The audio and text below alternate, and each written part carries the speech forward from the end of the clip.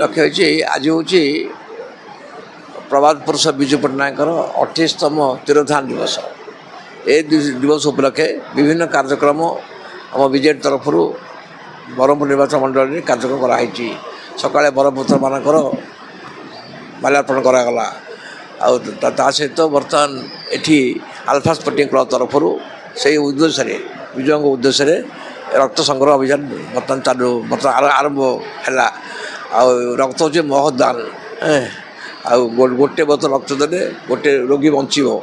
ତେଣୁ ତାଙ୍କର ସ୍ମୃତି ରକ୍ଷା କରିବା ପାଇଁ ବିଜୁବାବୁ ଯେପରି ଭାବରେ ସେ ଓଡ଼ିଶାକୁ ବିଶ୍ୱବିଖ୍ୟାତ କରିଥିଲେ, ତାଙ୍କର ସେ ଉଦ୍ଦେଶ୍ୟରେ ମହତ ଉଦ୍ଦେଶ୍ୟରେ ରୋଗୀମାନେ କିନ୍ତୁ ଉପକୃତ ହେବେ ସେ ଉଦ୍ଦେଶ୍ୟରେ ଆଲଫା ସ୍ପୋର୍ଟିଂ ତରଫରୁ ବିଜୟ ଭାସ୍କର ସିଂ ସାମନ୍ତ ଜେନେରାଲ ସେକ୍ରେଟାରୀ ମୋ ଅଧ୍ୟକ୍ଷ ଅଛି ଆର ରକ୍ତ ସଂଗ୍ରହ କରାହେଉଛି।